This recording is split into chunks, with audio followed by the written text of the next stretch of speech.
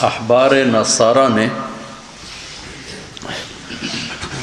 Bible پڑھنے والوں کی سزا قتل رکھی ہوئی تھی کہ جو بائبل پڑھے گا اس کو قتل کر دیا جائے گا۔ احبار نصارہ صرف حبر پڑھے گا اور کوئی نہیں پڑھے گا۔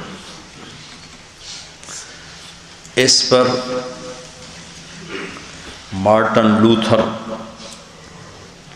اس نے تحریک چلائی تھی، پھر وہ قتل ہو گیا تھا، لیکن اس پر ایک مستقل ایک الگ فرقہ وجود میں آ گیا تھا، پروٹسٹنٹ۔ تو یہ انتہائی احمقانہ بات ہے کہ قرآن کو پڑھا نہ جائے۔ اللہ تعالیٰ نے جو بات کر دی ہے وہ اٹل اور صحیح ہے کہ اللہ نے اس کو تذکیر بنایا ہے، اللہ نے اس کو عبرت بنایا ہے، اللہ نے اس کو موعظہ بنایا ہے، کیا کیا تو اللہ نے اس کو ذکر بنایا ہے۔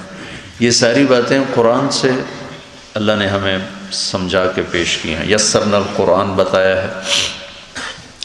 تو یہ آگے اللہ کا اپنا نظام ہے کہ سب تو ہدایت نہیں پاتے۔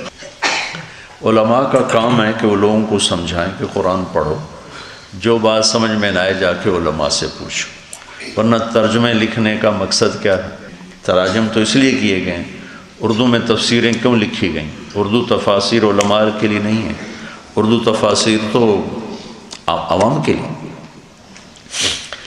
تو یہ جتنا ترجمہ کا کام ہوا ہے یہ صرف اس لیے ہوا ہے کہ عام لوگ قرآن کو پڑھیں، قرآن سے عبرت حاصل کریں۔ پھر اس میں کچھ اگر ہو جاتے ہیں تو یہ تو فطرت کا نظام ہے، ہر دانہ کہاں پھٹ کے درخت بنتا ہے، لہذا چند مثالوں سے قاعدہ کلیہ نہیں بنتا۔ میرے سامنے ہزاروں لاکھوں مثالیں ہیں جو لوگوں نے صرف قرآن پڑھا اور ان کی زندگیاں تبدیل ہوتی چلی گئی۔